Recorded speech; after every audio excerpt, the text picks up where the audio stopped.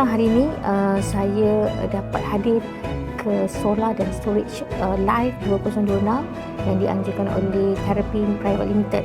Hari ini banyak kenalan dan juga teknologi yang saya tengok ada di pameran di MITEX ni.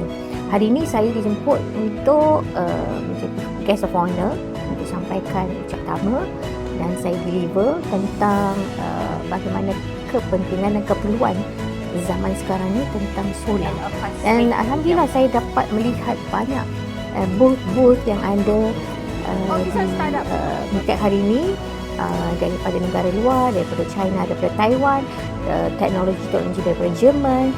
So benda-benda ni adalah satu perkara yang bagus untuk kita pelajari dan kita ketahui tentang teknologi green tech, orang panggil green tech, solar dan storage, macam mana solar itu ada dan macam mana dia menyimpan kuasa tenaga itu ke satu entiti untuk menyimpan tenaga.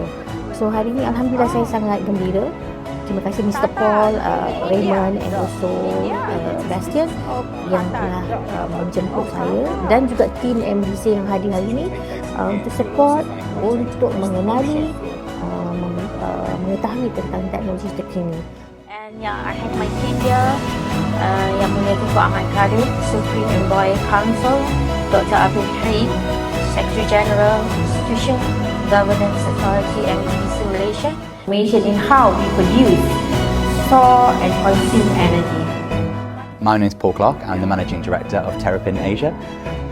So I'm responsible for all of our shows within the Asia region. So we have exhibitions in Singapore, Thailand, the Philippines, Malaysia, Indonesia and Vietnam. So it's been fantastic having Young Wulia here with us this morning.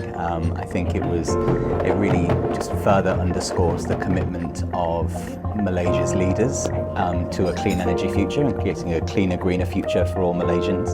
I would like to be able to involve more and more homegrown Malaysian companies in the show. I think that there's a tremendous amount of expertise and intelligence and innovation in Malaysia. Obviously Young Wulia has been is very well aware of that, having worked so closely with so many of those companies to try and build the profile of these Malaysian companies both within Malaysia and overseas. And I'd be really honoured if we could help with that in any small way by getting more of them involved in the show. As a central hub to assist meeting and event planners to bid for and stage international business events in Malaysia and act as a conduit for national product development to both local and international organisers. Business events, as we all know, are a catalyst for socio-economic growth and health. A very simple speech, huh? That's just exactly what we needed to do. Yeah.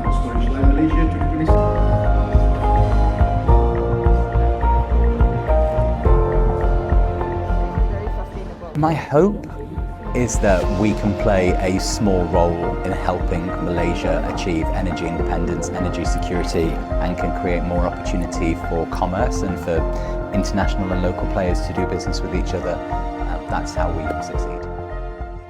Terima kasih kepada semua yang hadir dan insyaAllah next year ME Indonesia akan berkolaborasi dengan Terrapin Private Limited untuk menjayakan exhibition seperti ini yang lebih skala besar insyaAllah.